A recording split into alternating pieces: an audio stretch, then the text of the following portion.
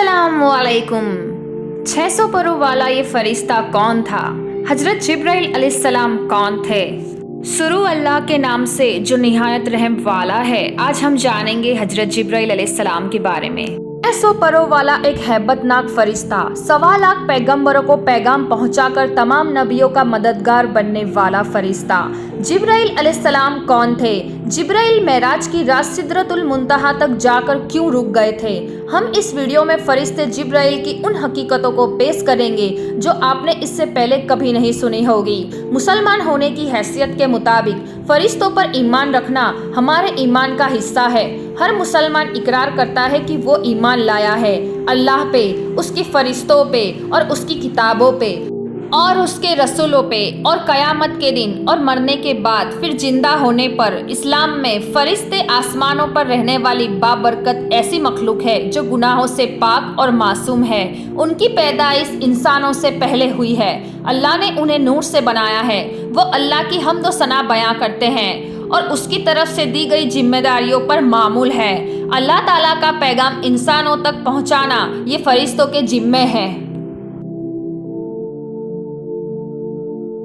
उन फरिश्तों में 4 मशहूर फरिश्ते हैं जिनके नाम हजरत जिब्राइल, मीकाइल, इसराफिल और इज़राइल अलैहिस्सलाम है। इन तमाम फरिश्तों में हजरत जिब्राइल अलैहिस्सलाम तमाम फरिश्तों के सरदार और सबसे बेहतर है। रिवायतों के मुताबिक फरिश्तों के 12 कबाइल है। हर कबीले में फरिश्तों की तादाद जमीन के जर्रात के बराबर है।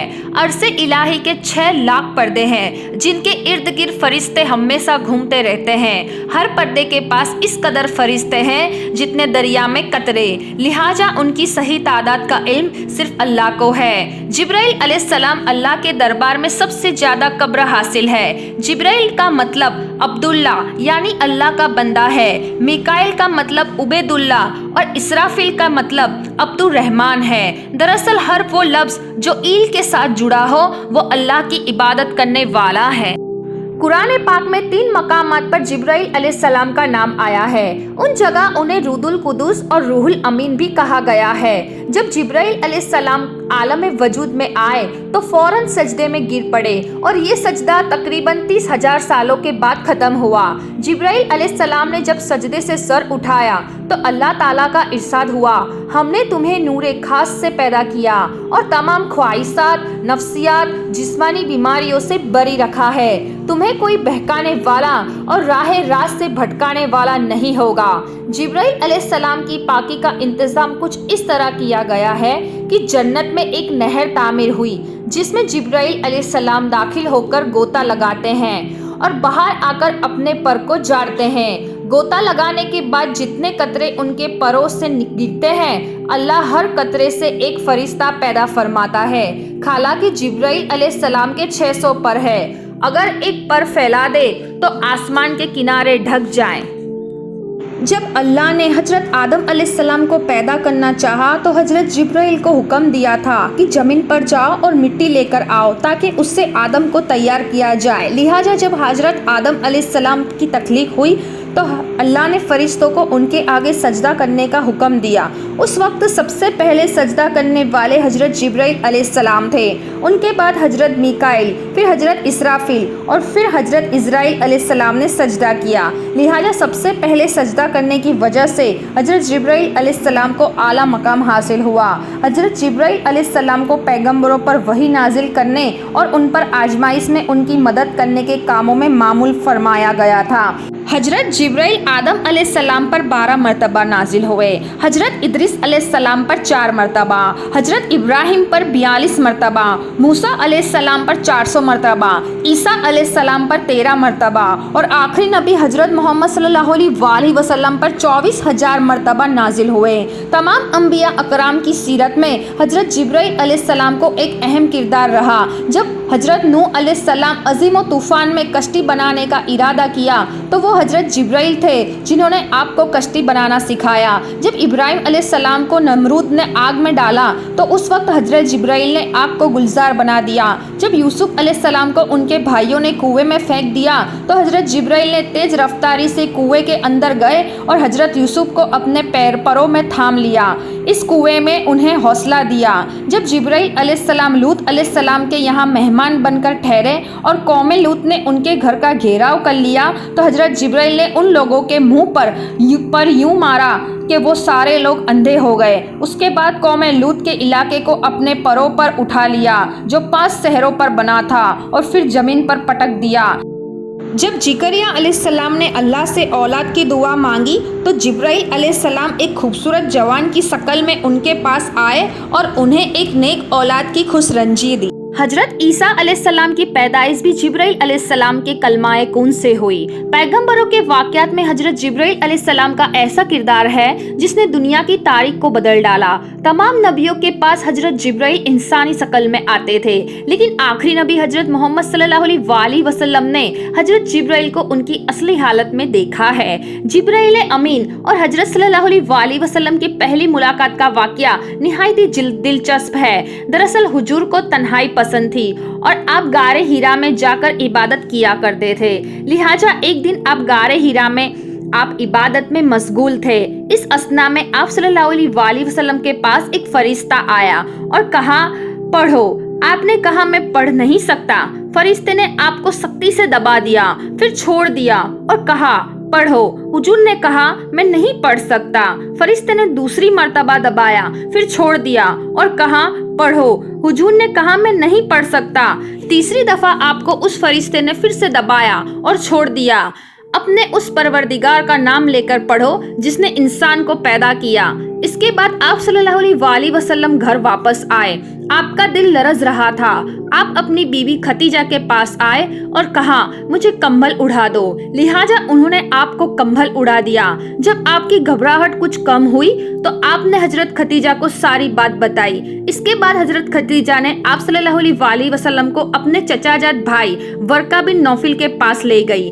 ورقہ ان لوگوں میں سے تھے جو موحد تھے اور اہل مکہ کے شک بت فرشتی سے بیزار ہو کر نصرانی ہو گئے تھے اور انجیل کا عبرانی زبان سے عربی میں ترجمہ بھی کیا تھا۔ وہ بہت بوڑھے اور نابینا بھی ہو چکے تھے۔ حضرت خدیجہ نے ان سے کہا کہ بھائی جان آپ اپنے بھتیجے کی بات سنیے۔ ورقہ بن نوفل نے کہا کہ بتائیے آپ نے کیا دیکھا؟ حضور نے غار ہیرا کا پورا واقعہ بیان فرما دیا۔ یہ سن کر ورقہ بن نوفل نے کہا کہ یہ تو وہی فرشتہ ہے جس کو اللہ تعالیٰ نے حضرت موسیٰ کے پاس بھیجا تھا۔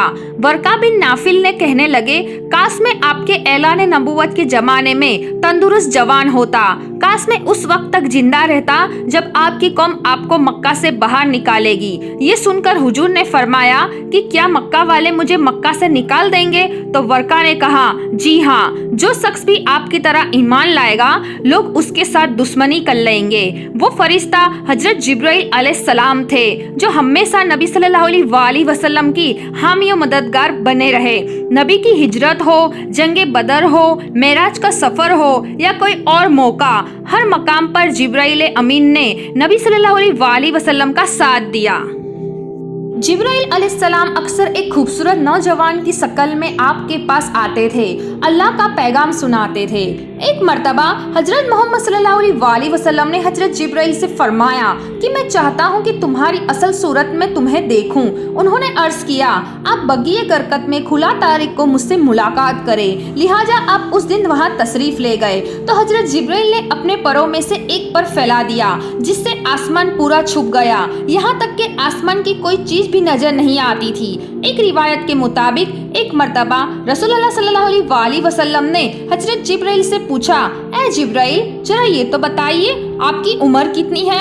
حضرت جبرائیل آپ نے جواب دیا یا رسول اللہ مجھے اپنی عمر کا صحیح علم تو نہیں ہے، لیکن اتنا یاد ہے کہ ساری کائنات کے پیدا ہونے سے پہلے اللہ کے ایجابات میں سے چوتھے پردے میں ایک ستارہ چمکا کرتا تھا اور وہ ستارہ 70,000 سال کے بعد ایک مرتبہ چمکتا تھا، اور میں نے اپنی زندگی میں وہ ستارہ 72,000 مرتبہ دیکھا ہے۔ اس پر حضور صلی اللہ علیہ وسلم نے جبرائیل سے کہا اے جبرائیل مجھے اپنے رب کی عزت کی قسم، وہ ستارہ میں ہی ہوں۔ اس روایت کو علی بن برہان حلبی نے اپنی سیرت حلبیہ میں نقل کیا ہے، لیکن اس کی کوئی سند نہیں ملتی، لہٰذا اکثر علماء اس روایت کو موضوع قرار دیتے ہیں۔ اللہ نے جبرائیل امین کو بے مثال خصوصیت اور بے انتہا طاقت و قوت سے نوازا ہے، لیکن اس کے بھی کچھ اصول ہیں، لہٰذا معراج کی رات جب نبی صلی اللہ علیہ وسلم سدرۃ المنتہا تک پہنچے تو حضرت جبرائیل وہیں رک گئے